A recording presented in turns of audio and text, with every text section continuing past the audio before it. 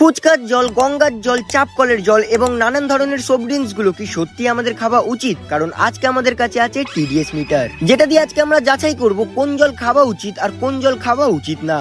তো প্রথমেই আমরা দেখব গঙ্গার জল কি খাবার যোগ্য, কারণ আমরা সবাই গঙ্গার জলকে পবিত্র বলে মনে করি, আর এই কথা কতটা সত্য চলো দেখা যাক। কিন্তু টিডিএস মিটারে যে দেখালো সেটা দেখার পরে আমার বিশ্বাস তো আরো মজবুত হয়ে গেল। ভাই 164, মানে এই জল আমরা প্রেফার করতে পারি, বাট আমরা দেখে বুঝতে পারছি এই জল খাবার যোগ্য না, কারণ এই জলের মধ্যে প্রচন্ড নোংরা রয়েছে।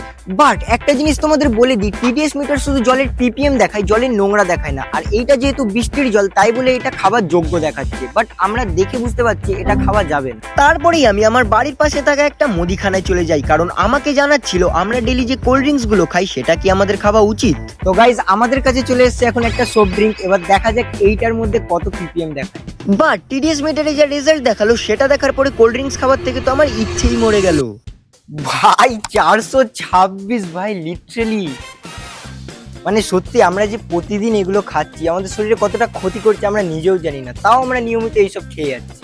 বাট আমরা ফুচকার জলের মধ্যে যত পিপিএম পেয়েছি সেটা দেখার পরে তোমরাও অবাক হয়ে যাবে। কিন্তু তার আগে আমরা দেখবো রাস্তার ধারে যে চাপ কলগুলো থাকে সেই কলের জল কি খাবার যোগ্য।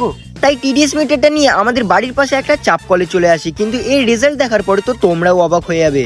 ভাই 366, মানে সত্যি এই জল কোনো রকম ভাবেই খাওয়া যাবে না, কিন্তু নিয়মিত মানুষজনরা এই কোয়ালিটি জল খেয়ে থাকে। এইবারে চলো দেখা যাক ফুচকার জলে কত দেখায়। কিন্তু এখানে যে আমার সাথে এমন হবে আমি তো ভাবতেও পারিনি, কারণ প্রথমবারে টিডিএস মিটারে মাপতেই আমরা যে রেজাল্ট পাই ভাই 371, মানে আমার বিশ্বাস হচ্ছে না, আমি আর একবার টেস্ট করবো এটা। কিন্তু যেই আমি দ্বিতীয়বার টেস্ট করলাম দেখি মিটার বেড়ে গিয়ে 828 হয়ে গেছে। ভাই 828 হয়ে গেছে ভাই, লিটারালি এই জল খাবারই যোগ্য না। গাইস তোমরা তো জানো 50 থেকে 150-র মধ্যে জলের পিপিএম থাকলে সেই জল খাবার যোগ্য, বাট এখানে তো ভাই 828, মানে এই জল কোনোভাবেই খাওয়া যাবে না, খেলে পেটের রোগ হবেই। তারপরেই আমরা টিডিএস মিটারটাকে নিয়ে চলে যাই আমাদের বাড়ির পাশে থাকা একটা ঝিলে। বেশ এই ঝিলের জল অনেকেরই পানীয় জলের উৎস, তাই বলে দেখা যাক এই ঝিলের জল কি সত্যি খাবার যোগ্য। কিন্তু এই ঝিলের জল টিডিএস মিটারে যে দেখালো সেটা দেখার পরে তো তোমরাও অবাক হয়ে যাবে। ভাই 244 পিপিএম, এই জল খায় কিভাবে মানুষ?